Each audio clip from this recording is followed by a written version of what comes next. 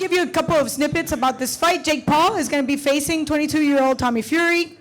And like I said, Tommy, the younger brother of Tyson Fury, I'm a huge fan. And when you have a 4-0 record with 3 KOs, you wonder, how in the world are you going to face somebody with such deep roots? And to get a little bit more on that information, we're going to be talking to the stars of the event. But right now, I am in awe because, again, we're among boxing royalty. The nephew of the great Emmanuel Stewart, great boxer, great trainer, Mr. Sugar Hill, is with us. Sugar, thank you for joining us. Thank you for having me here. And I have to say, you look quite dapper today. Always do, though. It's Vegas. I know. You haven't said anything about my hair. What's up with that? Because it's always nice. Thank you. Thank you. So, the question begs, how did you come about being part of the Fury team? I guess pretty much simple. Tyson Fury, but that's his younger brother, and I've been around them, the family, and in the gym training with the family, and obviously I've been in the gym with Tommy as well, watching him and Tyson box and just helping out, just teaching a few things, and I guess just recently it just came about that having me train him for this big fight coming up here. There's a lot of credibility in your family, long line of champions being built in Detroit, and honed, extraordinary talent.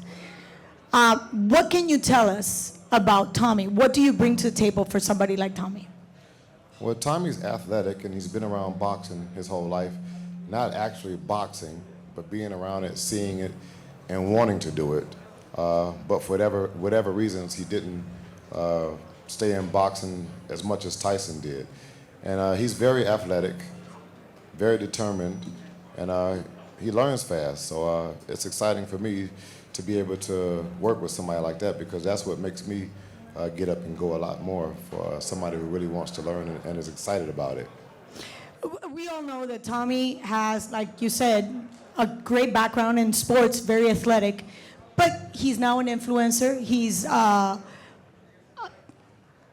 star, very famous. He's actually a star in the UK in one of those reality shows. So, at 22, life could take a completely different direction. How serious is he about the sport? I believe Tommy's very serious about the sport. We joke around a little bit, but he always gets a little bit upset when you talk about it, about him, his other career moves that he's involved in, and he does really want to box. I mean, he's taking this fight here, and he's taking it very seriously, and it's in his blood. It's boxing. It's also in his culture too. So the whole family boxes. Me spending time over in England with Tyson and his family, the first thing they do with the kids is they want to say, can he fight? That's the first thing they want to know. So that's just a part of their culture, and it's in his blood as well.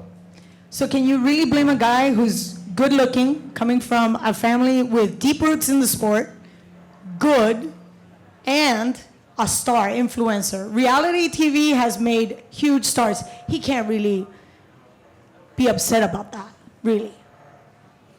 I wish I was a reality show star. Anyway, when we look in the future, does Tommy have what it takes to be a real contender? I just believe time will tell. He's just starting to learn some new things in boxing. This is it's a lot different than watching it on TV and watching your big brother. So it's just a learning process, and just time will tell. You can't really say it right now. If I had those kind of powers, then. Well, you know what they say, if my aunt had wheels, she'd be a bicycle. That's not happening either. But I'm pretty sure you're very good at what you do. I know so. So let's not complain about that. I'm very happy you're here, and I'm very excited to see what's going to happen December 18th. And right now we're going to open the floor for the press to make questions, to ask questions. We have a mic going on.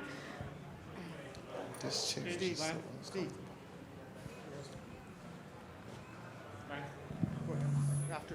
Lance. Oh, great. No questions. Thank you, everybody. Sugar Hill, this is Lance Pugmire from USA Today. Just wanted to have you elaborate on something you told me previously.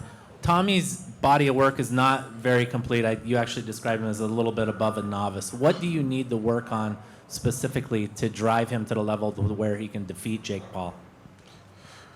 From what I see, I just need to work on Tommy's footwork and a little bit of his coordination, just getting him more familiar with certain moves that you do in boxing that's going to make him, compete at a higher level than what he's been competing at. I didn't tell much, did I? Come on, Sugar. Sugar Hill, Keith Heidick from BoxingScene.com. What did you think of Tommy's performance against Anthony Taylor? What did you like about it? What did you not like about it? Was his last performance? That was his last performance? Yes. In August. I did actually. Honestly, I didn't watch it. I didn't. But from what I heard, it wasn't. I heard it wasn't a good look. But I guess that's from the family, so they're maybe overcritical about it, but probably right. Follow-up question. How much do you think it motivates him because he has so much pressure on him from his family, within his family? I think it is a certain amount of pressure, and that's just something that comes with it. Being the younger brother of the heavyweight champion of the world and always looking up to Tyson and wanting to be like him and do the things that he's done.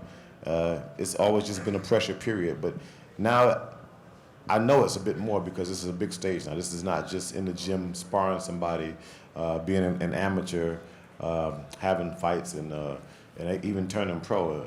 Each time, the longer he's in boxing, each step is just going to have more and more. It's more of a challenge for him. So that's what anybody sort of say. Sugar Hill, right here. Steven Coreno, Heart of Sports. What do you think about this extra bet going on that they have that Tommy has to change his name to Tommy Fumbles? It fumbles if he wins, if he loses, and vice versa, he gets $500,000 if he wins. What do you think about that? From what you're telling me, it sounds a little bit personal, and it sounds like business. You say you got to change his name, and the other part of the bet is some money. So, yeah, it's just personal. It's just something they got going on. If that's what they want to do, it's interesting. It's just like if you had two guys in the street on the same block, making a bet. It's just a bet. Fair play. Javon, over here. Jeremy Herges with Fansided.com. It's Sugar Hill because you're not going to say it right, so it's just Sugar is easier. Got you. When you're dealing with a fighter with potential, what are the things that you're looking at specifically when you see him, and how do you go about unlocking that potential? And is it that much harder when you're dealing with someone that's starting from a base level? Well, I've trained a lot of fighters from the base level from scratch, so it's not anything that's unfamiliar to me. Mainly what I do is I watch them shadow box and just start making adjustments. I need to know what they're thinking when they're in their shadow box, and that tells me a lot on what I need to work on with the fighters. And with me, everything I do is basics anyway, so I'm going to start to correct and fix the fundamentals, so then you'll be able to achieve and to excel in the things that the fighter wants to do, what is in his mind and what he wants to create. Sugar Hill, Mohammed Mubarak with the Electronic Urban Report. Tell us what more can you give to Tommy to add to his development? And where is he at right now? In your opinion, where is he at in his development? Well, I think Tommy is at the development stage right now, just the beginning to start to understand and be really involved and focused in boxing. And right now, I'm happy with that. And I think it's going to be a fast progress for Tommy because some of the things I've showed him, how he grabbed hold to him so quickly and is able to do them, it reminds me a bit of Tyson. It's just that Tyson's been boxing his whole life in the ring and in the gym, and Tommy hasn't. So it's going to be interesting just to watch how fast he's going to really grow. And like I said, it's exciting to me because I just enjoy teaching and watching somebody learn and go out there and do it and be happy about it. Hi, Sugar Hill, right here, Giandra LaBeouf, Boxing Insider. To follow up on what you just said, since the Furies are a fighting family, you just mentioned that he just hasn't fought his whole life like his brother. Is there a signature thing that the Fury family does in fighting, and does Tommy have that? It's not a signature thing, it's just fighting. So that would be the signature. Everybody in the family fights. And secondly, you've seen a lot of styles throughout your career. How would you categorize Jake Paul's style? What would you liken it most to from what you've seen of his fighting? I was just watching on the screen here, and I was talking to one of my other young fighters, Nico Ali Walsh, and I was asking him what did he see in the fight. And it's just a lot of, Jake is very creative in the ring. I'm watching him, so I hear bad talk about him, but I have to give him a lot of credit for what he's doing and how he's learning. He doesn't look like a beginner like everybody's talking about, like a very, very beginner, because of the things that he's doing as far as thinking and making adjustments and creating opportunities to land punches. And yeah, I think he's coming along just fine, just as well as anybody who's just starting boxing. Thank you, Giandra. It's always so good to see you. And I know Tommy was supposed to be with us today, so it's not like we came empty-handed. Unfortunately, he had a family emergency. He's actually flying back to the UK as we speak, so we hope everything is working out well. And I'm pretty sure we're going to have him soon via satellite, Zoom. It's technology. Thank you, Chris de Blasio. We will have him, we promise. Not today, soon. So I just have one question. I know you're very strict. You always, put us at bay. Media is always at bay in your camp. How are you going to control the media attention that somebody like Tommy will bring to any boxing camp? Well, in the gym, we're just training, so it's no windows, and that's it. Close the door, start training. I mean, we have media days and things like that, things that we have to do, but me, I'm not too particular about videoing and posting things like that. I don't think it's that important. I don't really care if they do it, but as long as they focused on training. And that's just the main part, what they do outside of the gym, as far as during their downtime on social media.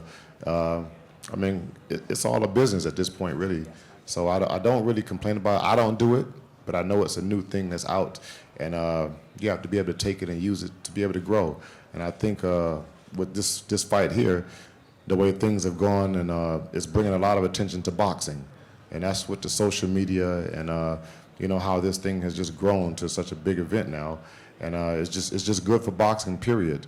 I only see boxing growing because of this. I think that, you have these two fighters, like novice fighters, fighting on a pay-per-view, like a big card. This is big boxing right here, that you have these two, like, beginning guys fight on. And I think it's just great. Everybody's going to a lot of people probably going to disagree with me on that, but I do think it's great. I mean, you get people, if you're in a neighborhood and they're out there fighting, they're going to gather around and watch it. It doesn't matter how much experience they really have. People just want to see a good fight. I agree.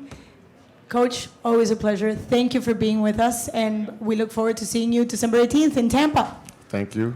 Glad I was here, and yeah, this is going to be a big event. I think he's one of the few promoters that actually split promoter-fighter, that takes away from his own purse to split it among the fighters in his undercard. And I think that's very, very heartfelt. And I am so proud to present to you Mr. Jake Paul. Look at you. Oh, let's go. Wait. Good to see you too. Hello. Coach? Wait. Okay, so I'm all for surprises. Where's my man BJ Flores, man? Oh, BJ's here. Where's BJ? BJ's right here. Oh, there you go. Yeah. Hey. You know. How you doing? And Coach D. Coach D. Are you handing the baton? What's up with that? What? We're building a dream team, and we had to bring in a secret weapon. Okay. This opens a whole can of worms, completely different kind of worms. Well, it's so good to have you here. Thank you. Yes. Thank you. It's good to be here in Vegas. Shout out to the people watching at home. Another one. Here we go. We're going to talk a little bit about Coach T. I need to know how and when and why. Well, I take it from here, Jake. Ooh. I've been doing this for about 40 years. But you're all of 25.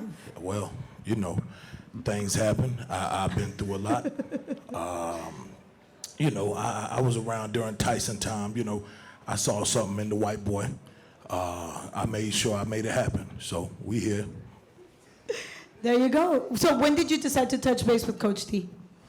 You know, after the Woodley fight, I came out, I reassessed my performance, and I was like, you know what, I did great. I beat a 5-time UFC champion. I took his hardest punch that he won the UFC championship with like it was nothing.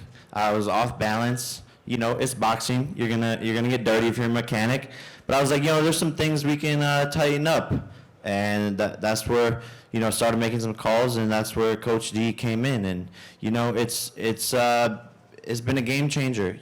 So Coach T is actually an advisor to BJ. Well, I wouldn't say that. I came in for nourishment, and you know, he wasn't making weight, so I made sure he made weight.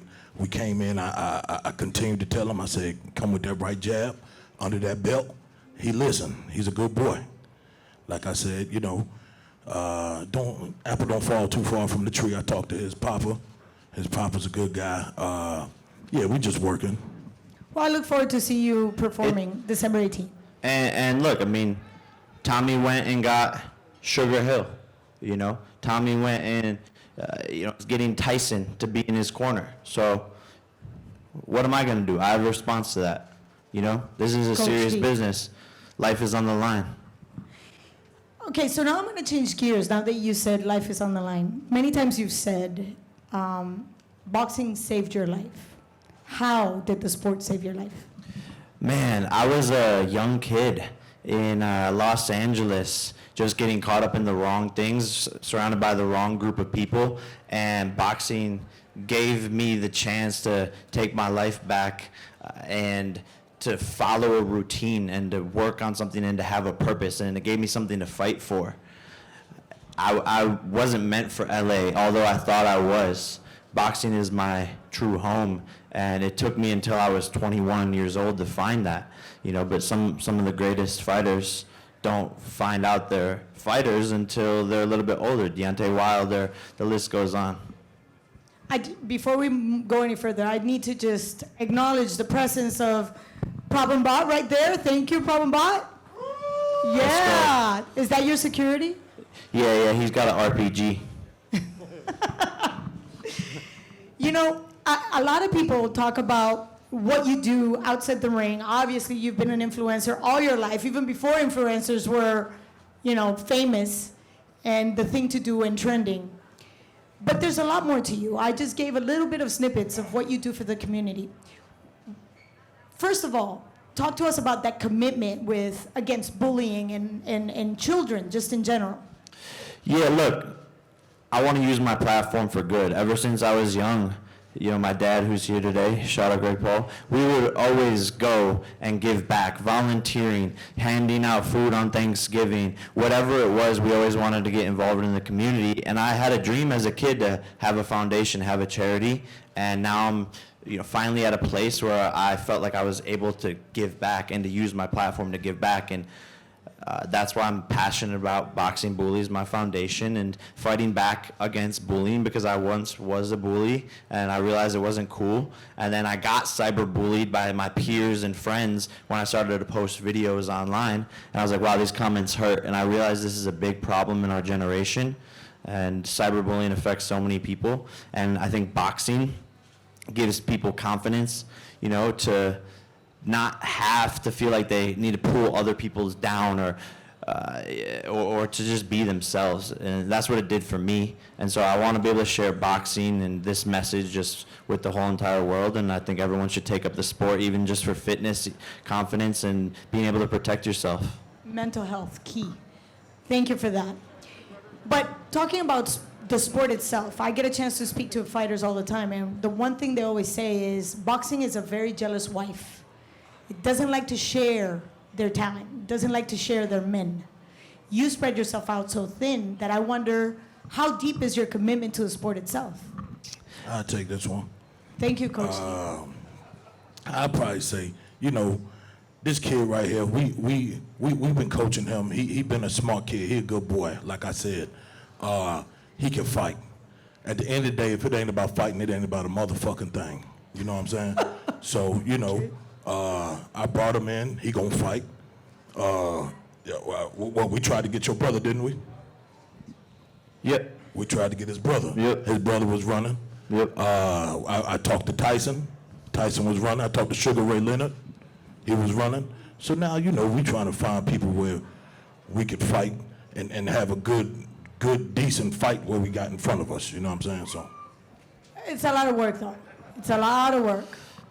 It's a lot of work, but that's YouTube why I have the channel. best team. That's why I have the best team, I'm surrounded. It's not just me. Jake Paul is not a one-man operation. I've brought in the best. I have the best filmers, the best security, the best managers, advisors, business partners, investors, editors, you name it, mascots. So it's not just me, and we can get the job done. Clearly, the formula is working, so Yes, that's why we're here. Yes, We'll it run is. y'all through a drill as well if we could do it now, that'll be fine.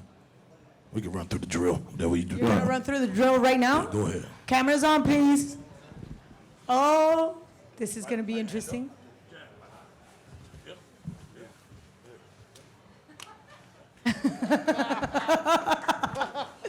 Excellent drill. The interesting thing is we have Tommy Fury and yourself that came to the spot today for that fight on December 18th. And it's almost like the yin and the yang. He comes from a boxing background and became an influencer, reality show star in the UK. And you came the other way around, even though you have an athletic background when you played football. And then you became a huge star. And then you decided to take on boxing later in your life. How do you think that balances out? That's like a yin and yang. Yeah, look, Tommy claims to have been doing this his whole life, and he has an amateur career, and he's been around it. That is true, but he hasn't worked as hard as me, I see a green guy who hasn't sparred enough times and has only been put in there with opponents that were meant to lose. This is his first real test where his opponent isn't some guy that's just gonna flop over. And, you're gonna see that. You're gonna see a fighter who is a virgin, in my opinion. He has no idea what he's getting himself into. This is his first time under the big lights on the big stage, and he's gonna crack under pressure. The one thing that I see is your eye to pick people around you, picking your opponents, picking your coaches. You also pick somebody that I love, and I am a diehard fan. She is the epitome of badass bitch, Amanda Serrano. She is perhaps the only, thank you, Problem Bot. Her record alone speaks for the quality of fighter that she is. But as a human being, she's also a very giving woman. What made you look at her and sign her? Look, just the simple fact that she's the greatest woman of all time, there's no debating that, and I like to work with people that are cool, and Amanda and I, clicked from day one, and she, needs to be put onto a bigger platform, and that's where Most Valuable Promotions, Nikisa and myself come in, because she's a star, like you said. She's got the record, she's got all the accolades, but it's the you hear the boxing story all the time about the best fighter in the world who is underpaid or isn't as big of a star as they should be, and so that's what I've figured out. That's the formula that I've developed, is the marketing, the content, the branding, the entertainment side, and that's what we hope to be able to give to Amanda Serrano and other boxers alike. We want to elevate this sport as much as possible, bring more eyeballs, bring more attention to the best, and that's exactly what Amanda Serrano is, and we're all just ecstatic to be working together because the potential is huge. We're already eyeing in 2022 the biggest women's boxing match of all time, Amanda Serrano versus Katie Taylor. Wow. Working with Eddie Hearn to get that done. So, We've been waiting for the fight for a while. Yeah. Yes, we have. But it needed that extra juice. Yes, it does, and you gave it to her. As a matter of fact, she's going to be in this event. An opponent to be determined. We're going to be announcing that very soon. But I'm very happy that she's getting the recognition that she deserves. She's amazing. And I just, there's a very short sentence that I use. She's a bitch, she's a boss, and she shines like gloss. I love it. I love it. Yes. So I'm very excited about that. And now we're going to open the floor for questions from the press. Jake, Keith Heidick from BoxingScene.com. How you doing? I was just wondering if you can compare the type of challenge that you expect from Tommy Fury as opposed to what Tyron Woodley presented for you. Yeah, I think it's two very different style of fighters. You know, I think Tyron just has so much experience. You know, he's been in there with the hardest hitters, as the best in the world, and so he's had that experience, and he knew how to counter and take away some of my best things in the ring, and how to take a punch. Tommy Fury hasn't been tested, so we will see how he responds, and I think that's the beautiful thing about this fight is the unknown. Is he actually a Fury, or will we find out that he's just a half Fury? You know, does he have the heart like his brother, or is he just living in the shadow of his brother? I think the beautiful thing about this fight is stepping into the unknown, because this is also my first time fighting a real boxer, quote unquote, whatever that means. And he's undefeated, he's young, same age, same height, same weight. So it's really a perfect matchup, and we're just gonna see who worked harder, who wants it more, and who has that dog inside of him. Jay, Ellie Segback, ES News. Quick question. So you have a bet going on with him about changing the name, and what's your prediction for the fight? What round does it end? I will TKO him in the later rounds. You know, Tommy hasn't gone past 4 rounds. He hasn't even had a fight past 4 rounds. So I think he'll be gassed. This will be the first time him actually getting punched in the face by someone who could hit, who is the same weight as him. You know, he's always fought smaller guys with losing records. So I think he's going to fade. I know he's going to fade. It just, what round? 5th, 6th, maybe 7th. Maybe I knock him out in the last 10 seconds of the 8th. But he's not hearing that 8th bell ring. Jake? I got $500K on the line. So, you know, when Tommy loses, he has to change his name to Tommy Fumbles. And, you know, he accepted it. I'm putting $500K. It's on the line. So we'll see what happens. You're still fighting pay-per-view fights and all the media obligations that go with it. Why do you think the other guys aren't fighting as often? You know, like you said, it's one of the biggest problems in boxing is promoters not wanting to risk their big fighters losing, because that's their paychecks. That's how they make their revenue, and so it's too big of a risk for them. But me, you know, we're a big team, but a nimble team. We move fast, we make decisions, and I'm not scared of anybody. You know, people are saying, fight this person, fight that person, fight this person. I'm doing these fights literally as fast as we can get the deals done. And I think a lot of these pro boxers, from what I'm sort of finding out, is they don't work actually that hard, and they're not really down to fight all the time whenever the call, whenever the call comes in. So I think that's the big difference. This is my 4th fight in 12 months. It's the 3rd pay-per-view this year, but it's 4 fights in 12 months. So really the only person that's as active at this big of a platform is Canelo. I have a question about that. I'm I sorry. just want to address something, because I feel like everybody in there, at the end of the day, the white boy can fight, you know what I'm saying? And I feel like people try to underestimate it, you know. You know that. Yeah, he could fight. So I have a question about that. This is perhaps one of the biggest week in boxing in 2021. Canelo against another outstanding fighter, Caleb Plant. Your views on that fight? Who's going to take the win? It's exciting. You know, in boxing now, rarely as a fan do we see these big fights where you get excited and you wake up on Saturday morning and you're like, man, I can't wait for tonight because I'm so excited for the fight. That's only happened maybe once or twice this year, you know, with the Fury Wilder fight, maybe Mayweather Logan, maybe a couple of Jake Paul fights, but this one's exciting. History making. It's great for and it's great for the sport. The unification of 168. Can Canelo do it? Can Caleb Plant do it? Undefeated, another undefeated fighter in his record. And this fight is exactly what boxing needs more of. You know, we want to see Canelo versus Benavidez. We want to see Plant versus Benavidez. We want to see these big fights. Why aren't they happening? Who the promoters? Because I'm sure the fighters want the payday. That's above my payday. My payday. So I wish I had the answer to that. I'm a young fighter that still has a lot of things to prove, but with each fight, I'm elevating my level of opponent, and we just want to do it bigger and bigger and bigger. And, you know, boxing is the snowball effect. When you keep on winning as a fighter, they just get bigger. The fights get bigger. Everything's more exciting. And so we've just taken this step by step. But, yeah, this has been in the cards the whole way.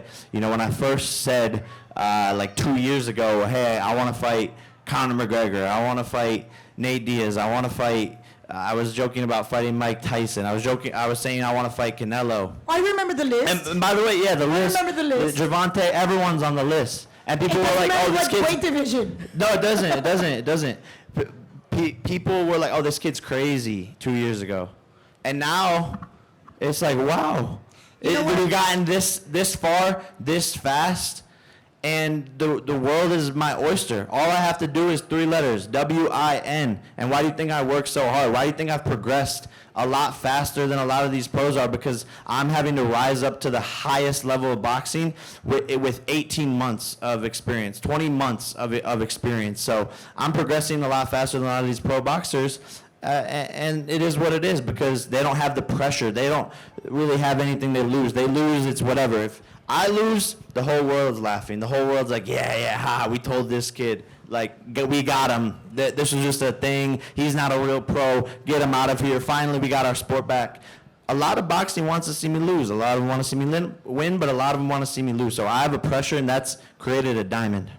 I have an answer to that comes from a very credible source, Marco Antonio Herrera, world champion in 3 different divisions, Hall of Famer. And we talked about you in this fight. And that's one thing that a lot of people don't know. A lot of fighters do support this because they're bringing a new generation of fans. How responsible do you feel bringing this new generation that don't remember the Julio Cesar Chavez, or they just know about Muhammad Ali because of the documentary? Yeah, no, I'm fully responsible for all of it. Who else would be? I'm not sure. Like I said, 4 fights in 12 months. I have 65, 70 million followers across my platforms. That's a younger demographic, and they're coming into the sport of boxing, and they're going to become fans of other people. There's room for everyone to grow. I can build my skyscraper as high as I want to without it touching your skyscraper, his skyscraper, anyone's skyscraper. We can all build our buildings as high as possible, and that's what I want to do, is just bring more eyeballs to the sport, and that's what I've done. This question is for Coach D, straight back. Coach D, we just saw you come off the off-season, one of the biggest tours of the year. Just this being one of the biggest fights of the year, just want to see what you feel you can contribute and bring to this event. What the hell he said? We just saw you come off the off-season, right? One of the biggest tours of the year, and just want to see this being one of the biggest fights of the year. What you feel? We saw what you contributed to the tour. What can you contribute to this fight? Well, at the end of the day, we took him through training. He whooped his security ass. Hell, he whooped my ass in training. The next thing for him, I don't see nobody fucking with baby boy right here but God. One more question? Question for Jake. Jake, one person that is, right here. One person that's always talked, you've had a back and forth with is Dana White. And Dana White has asked, when are you going to fight somebody your age, and when are you going to fight somebody that's a boxer? You're doing that now. So do you have a message for him? Dana, again, thank you, wherever you are. Thank you for promoting my fights. You literally tee up every single fight for me perfectly. You place bets against me. I prove you wrong. You try to bring in coaches for my opponents so that they can beat me. You're letting Tommy Fury train at the UFC Performance Institute. Give it up, guy. Like, give it up. Fight a real boxer. When is he going to fight a guy his own age? Or whatever Dana White is constantly fucking saying. I'm doing it. I'm doing it. And he's mad that I'm doing it because he's a control freak. And when he doesn't have his fingers dipped into someone's business, he doesn't want to see them succeed, and he tries to bring them down. But he's not smart enough to realize that every single time he talks about me, it just makes my shit grow up. Thank you, Jake. And before we close, I know you want to give us any final thoughts before we let all these beautiful people go back to a good morning on a Saturday? Yeah, I actually got a poem. You know? You do? Yeah. Okay, so you YouTuber, boxer, influencer, and writer. I wrote this. You know, I'm upset that Tommy's not here. You know, I know he's taking care of his mother, and I respect that. You know, as a man, and I hope she's okay. I hope the family's gonna do well. But I got a little something for him. Roses are red, violets are blue. In his first obligation, Mr. Fury couldn't come through. No worries, only stress for a few. I'm used to promoting my fights alone. I just didn't think I'd have to do this one too. Carrying the marketing sales, oh Lord, what's new? And y'all wonder why the highest paid boxers are me and Canelo, top 2. One girl whispers, there goes Tommy Fury in his pretty green eyes. Her friend replies, yes, it's true, but he prefers to kiss guys. Tommy Fury's friends let him skip leg day. Just look at those chicken thighs. December 18th, his home won't be the only thing burglarized. I'm stealing his family's boxing legacy, all because Tommy did too much ecstasy while Jake was in the gym sparring heavily. The best bet for Tommy is a Molly May pregnancy. Tommy, it's okay, you lost. You'll still be a great dad. But when she finds out about his side alley makeout in Brampton, she's going to be a little mad. After all this, though, I will say Tommy has a lot of spirit. A lot of Spirit airline miles. Tommy is still saving up to be able to sit in the aisles. Roses are red, violets are blue. December 18th, Tommy Fury, you will be on the canvas, kissing my shoe. Well said, well said. Thank you for your time, Coach T. It's a pleasure meeting you. Can't wait to see you in the corner. BJ, I got your back. Maybe I get a chance to go in the ring. You be my coach. Thank you, everybody, for joining us. Great shout out to Resorts World Las Vegas. Thank you for hosting us.